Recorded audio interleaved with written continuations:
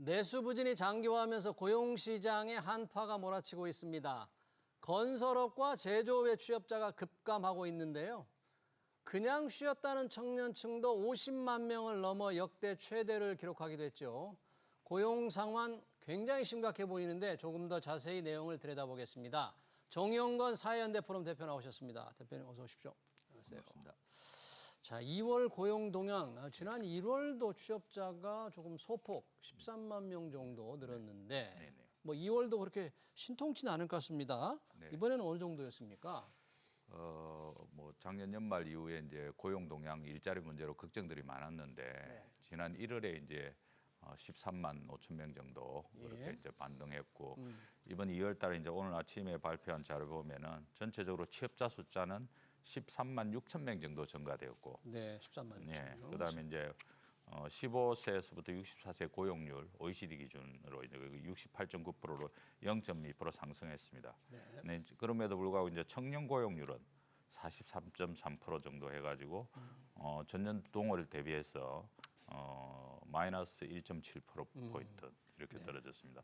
실업률은 3.2% 동일했는데 네.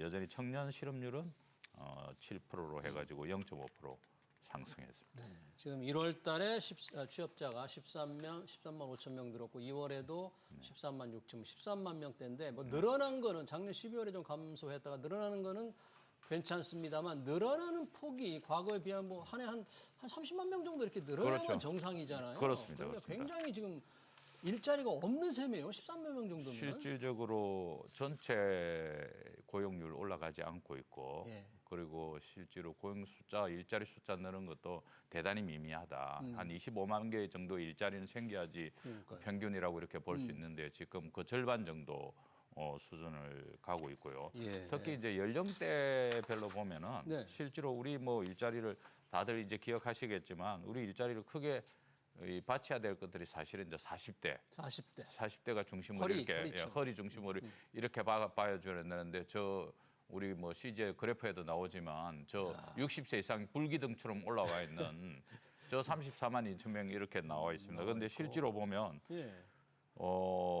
전체적으로 보면은 30대를 대하고 나머지는 다 줄었습니다. 30대만 늘고. 네, 30대만 소폭 뭐 11만 6천 명 늘고. 정도 떨고 나머지는 근데 특히 이제 청년층에서 예.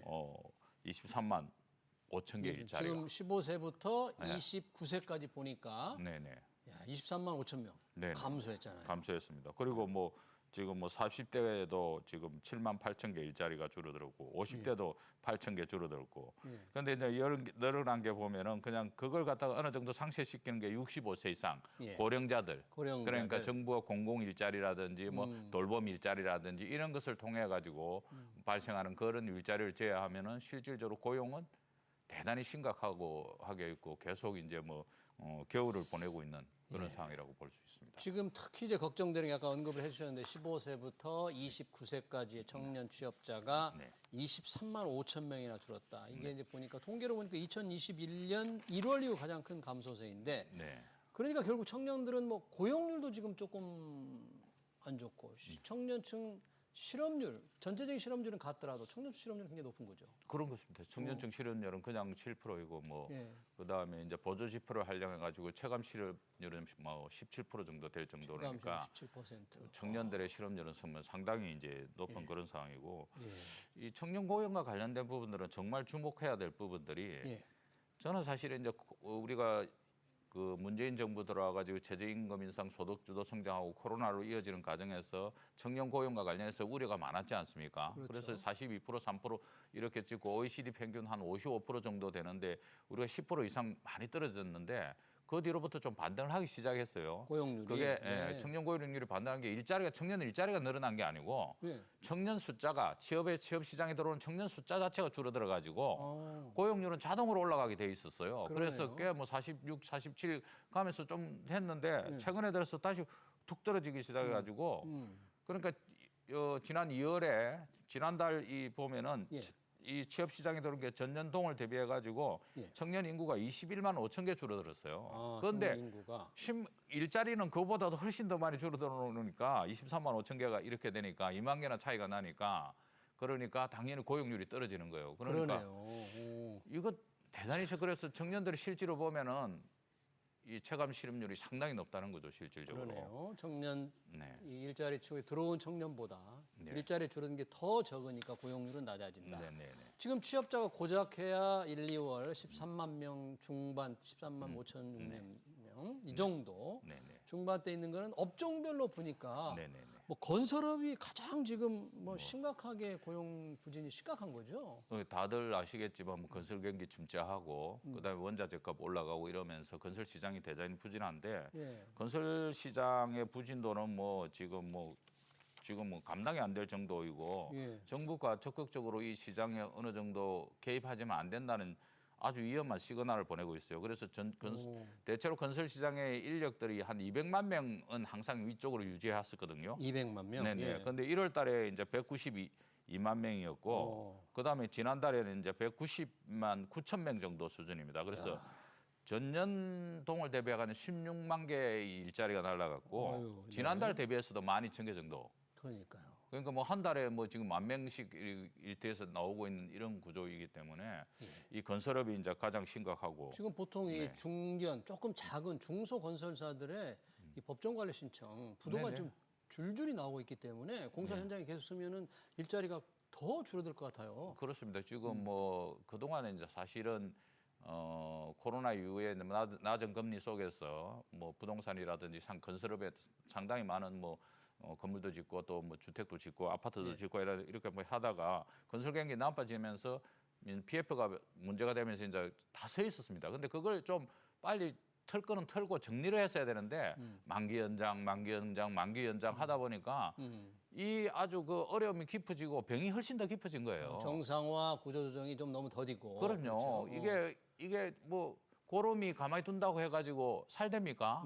빨리 짜내서 없애버려야 되는데 그거 좀 아프다고 해가지고 그냥 자꾸 넘기고 이까지 오니까 건설 현장은 지금 뭐 거의 쑥대밭 수준으로 건설 노동자들은 아침에 뭐 이렇게 취업 시장 가면은 예.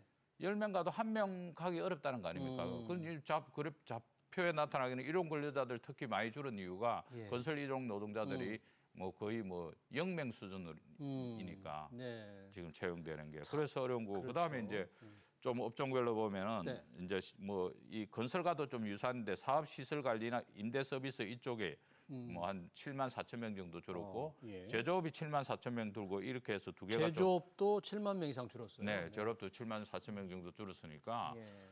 먼저 우리 경기 전체의 영향을 고용 시장이 후행 지표이지 않습니까? 네. 그러니까 다 받고 있는 거죠. 지금 그래서 뭐 관세로 인한 앞으로 후행 지표니까는 더 큰 일이라고 지금 볼 수밖에 없는 거죠. 그래서 지금 뭐 관세로 인한 트럼프 2.0 시대 그리고 차이나 소크 가인 공급하고 첨단 기술로 무장한 차이나 소크 2.0이 다시 다가오고 있고 네. 또 이제 전국은 뭐 탄핵 2.0으로 다시 또 이 세계의 파고가 밀려오는 이런 상황에서 사실은 우리가 제조업 일자리를 갖다 못 지켜나면 전체의 근간이 수출을 갖다가 우리가 떠받치는 거고 또 내수 소비와 투자도 제조업을 중심으로 일어나야 돼 그런 것들이 좀 부족해지면 심각할 거고 이 후행적인 지표가 이 정도 나오고 우리는 또 미국보다는 반응 속도가 되게 늦지 않습니까? 고용 유연성이 떨어지다 보니까 그러니까 이게 점점 더 계속해서 나쁘게 나올 수밖에 없다. 네. 그러니까 실제로. 요즘 건설업 취업자 주는 거 특히 제조업 줄어드는데 네. 이 제조업이 투자를 기업이 계속 늘려야 되는데 아까 말씀하셨다시피 이 트럼프 관세 때문에 또 미국에만 또 투자를 해야 하는 상황이니까 국내 그렇습니다. 투자가 줄 수밖에 없잖아요. 그러면 좋은 일자리 제조업에서 그렇습니다. 생길 수가 없죠. 그래서 이제 우리 일자리를 어떻게 할 것인지 미국과의 관계를 어떻게 해 나갈 것인지와 관련된 큰 전략이 있어야 되는데 우리가 그런 전략을 가지지 못한 거죠. 그래서 이제 차이나에서 조금 밀려오는 게 뭐 알리, 테무 이런 거 가행 생산에 의해서 밀려오는 것도 있지만 중국은 10년 전에 제조 2025라고 해가지고 10가지 부분에 대해서는 뭐 전기차, 뭐 2차 전지, 로봇, 드론 뭐 이런 부분과 관련해서 바이오 이런 부분과 관련해서 집중적으로 투자를 해왔어요. 근데 우리는 전략이 없습니다. 정부가 뭐 수시로 바뀌고 특허나라 최근에 혼란스럽고 이래도 전략이 오다 보니까 당연히 우리의 제조적 경쟁력을 갖기가 힘든 거죠. 산업 전략이 제대로 없다. 예, 그런 얘기죠. 산업 전략이 없고 예.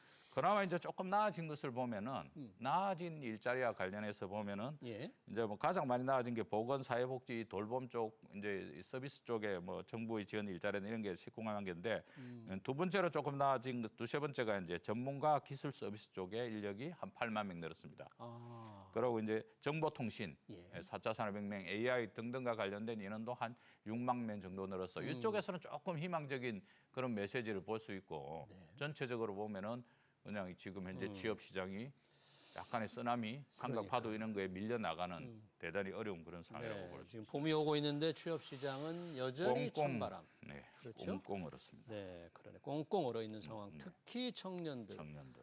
늘 그렇지만 청년들 중에서 네네. 아예 일자리 구할 생각을 하고 그냥 쉬었다는 게 이번 네. 2월 달에도 50만 명이 지금 넘었다는데 역대 네네네. 최대라 그래요. 네네네. 야, 이 정도 숫자라면 정말 과도하게 너무 많은 숫자 아닙니까? 그냥 쉬었다. 그게 이제 연령계층별로 이제 비경제 활동 인구 중에서 쉬었음이라고 분류되는 게 있습니다. 그게 이제 그 전체적으로 그냥 아무것도 안 하고 쉬었다는 그 말입니다. 어려운 뭐 학술적 용어도 아니고 이게 작년 2월 달에 257만 개 정도 됐었는데 예. 올 전체적으로 보면 이제 269만 개 이렇게 돼 있는데요. 예. 특히 이제 청년들 청년들, 29세에서 보면은 50만 4천 명입니다. 50만. 전체의 18.7% 정도 되는 청년들이 그냥 아무것도 하지 않고 쉬고 있는 그런 상황이고 전월 대비해서도 지금 7만 명 정도가 예. 전월 대비해서도 지난달 대비해서도 나 좀 쉬어야 되겠다는 게 7만 명 정도 가까이 돼요. 예. 그러니까 지난 1월 달 대비해서 2월 달에 뭐 한 달 사이에도 그렇게 많이 늘 정도로 네. 지금 이 쉬어서 문제와 관련된 특단의 대책이 나오지 않으면 예. 청년들이 상당히 좌절할 수밖에 없다. 그러니까요. 네. 이게 그냥 쉬었다는 게 일자리에서 밀려 나간 사람들 중에서 아예 일자리를 찾을 의욕이 없거나 생각이 없는 사람들인데 네네. 그냥 노력해본들 내가 일자리를 구할 수 없을 것이라는 실망감, 좌절감 때문에 그렇습니다. 그냥 있는 거잖아요. 그렇습니다. 그런 사람들 정말 계속 이렇게 늘어나다가는 이 사회 기반이 지금 무너질 것 그렇습니다. 같아요. 뭐 청년이 우리 사회 미래인데 예.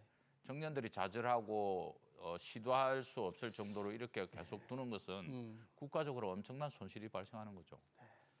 지금 청년들도 그렇고 또 하나 내수부진으로 심각하게 고통을 겪는 게 이 자영업자들입니다. 저희가 네네네. 자영업자 문제를 한번 좀 다뤘습니다만 네. 늘 뭐 고용원이 있든 없든 네. 자영업자 수가 계속 줄고 있는데 이번 2월 통계에서 자영업자들의 고충이 조금 많이 그대로 나타나 있는 거죠, 자영업자들. 그렇습니다. 이 이제 아까 코로나 우리 비교했지 않습니까? 근데 코로나 그때 이제 가장 논쟁이 있었던 게 이제 고용원이 있는 자영업자냐, 누구 데리고 하느냐, 혼자 하느냐. 혼자 하느냐. 이것 가지고 이제 이 지표를 가지고 이제 그 소득주도 성장이 맞냐 안 맞냐 이 논쟁했듯이 코로나 지표하고 비슷하게 지금 나오고 있습니다. 그래서 그래요? 고용원을 데리고 하는 이제 자영업자들은 전체적으로 계속 줄고 있습니다. 그래서 지금 현재 이제 140 이번 달 지난달 기준으로 해서 141만 명 정도 되는데 마이너스 2만 6천 명 정도 이렇게 되고 있고요. 그 대신에 이제 또 나홀로 자영업자 혼자서 사장님 혼자서 하시는 이 자영업자 숫자는 13,000명 정도 늘어나는 이런 구조이고 예. 그래서 이 자영업 시장과 관련해서도 뭐 소비나 내수가 살아나지 않으니까 당연히 자영업 시장에 이 고용 동향과 관련된 일자리 숫자는 결국 이렇게 나타날 수밖에 없다. 네. 힘드니까 예. 물가도 많이 오르고 배달비도 많이 오르고 이러니까 사람 내보라고 나 혼자서 근근히 버티면 하는 것이고 아니면은 뭐 폐업률 올라가고 있는 이런 구조입니다. 그러네요. 근데 2월 한 달로만 보면 이제 고용원이 있는 자영업자가 조금 줄고 네. 고용원이 없는 나홀로 자영업자가 늘어나는 것처럼 나와 있는데 결국 고용원이 있는 사람들은 너무 어려워서 고용원을 내보내니까 그렇습니다. 고용원이 없는 자영업자가 늘어나는데 장기적으로 보면 혼자 하는 분들도 줄 수밖에 없을 것 같아요. 결국은 혼자 하시는 분들도 줄죠. 그런데 또 이제 이 자영업 문제와 관련해서 사실은 우리가 그 코로나 팬데믹 그 시기에 자영업이 되게 어려울 때 수차례 추경을 통해 가지고 계속 지원을 해줬습니다. 왜 이제 자영업 하시는 분들이 코로나 때문에 어렵다 하느냐면은 그때는 추경을 통해서 계속해서 정부 지원금이 들어갔단 말입니다. 그래서 버틸만은 했었는데 지금은 그런 게 없죠. 지금은 지금은 그런 거 없죠. 그러니까 이제 이 자영업 당연히 이제 뭐 전체적으로 줄고 어려우면 더 배가 될 수밖에 없는데 문제는 그러면은 취업 시장에서 밀려나 가지고 1차 노동 시장에서 잡아주지 않는데 자영업까지 안 하면은 뭘 할 수 있는가? 우리가 실업급여 뭐 많이 최대한 받는 사람이 9개월 받는데 예. 그때 아무것도 안 할 수 없기 때문에 또 돌아서 결국 자영업으로 오는 자영업으로 거예요. 가는. 돌아서 자영업으로 오는 자영업으로. 거예요. 다른 취업할 곳이 네. 없으니까. 그래서 사실은 그때 우리가 재정도 괜찮고 추경도 많이 할 코로나 그 시기에 자영업 폐업을 갖다 그 당시 폐업 지원금 100만 원 줬거든요.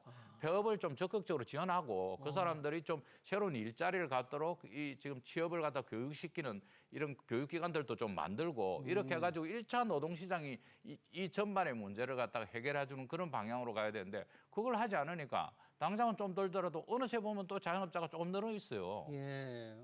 본인의 생계를 유지하기 위해서는 예. 불가피한 측면이 있기 그러네요. 때문에 그래서 이게 전략을 가지고 기남모로 좀 구조적으로 가야지. 네. 그래서 사실은 그렇지 않고 정부가 단기적으로 자꾸 이 고용 취업자 일자리 숫자 만드는 이런 것은 좀 지양되어야 된다 이렇게 보고 있습니다. 그러네요. 지금 자영업자들 어려운 사정 말씀해 주셨고요. 이 청년 취업 굉장히 어렵다는 얘기를 했는데 네. 요즘 네, 이제 네. 대기업들의 대규모 예전에 있었던 대규모 신규 공채가 다 사라졌잖아요. 삼성 네, 네. 정도만 있는 네, 것 같아요. 네, 삼성만 남아 있습니다. 그러니까 대학문을 나서는 젊은이들이 당장 일자리를 못 구하는 거 아니에요?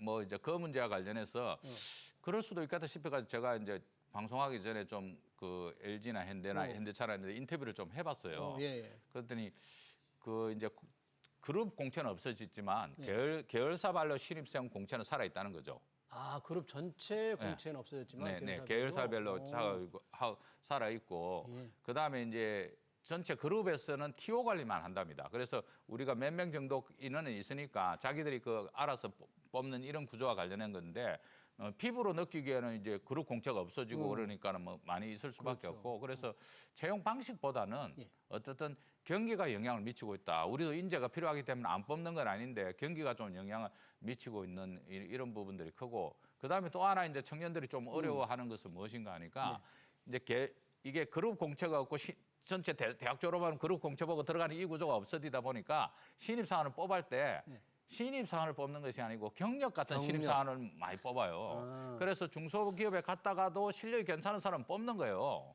그러니까 대학 졸업하고 정말 그 옛날에는 그냥 대기업에 쑥쑥 바로 들어가고 들어가는데 그게 했는데 어렵다는 지금은 거죠. 그렇지 않고 그래서 이 텀도 여전히 청년들한테 좀 절망감을 주는 이런 구조들이 좀 있습니다. 네, 역시 경기가 살아나야만 우리 청년들이 좋은 일자리를 가져야 할 것 같네요. 네, 2월 고용 동향 얘기 잘 들었습니다. 지금까지 정용권 사회연대 포럼 대표였습니다. 고맙습니다.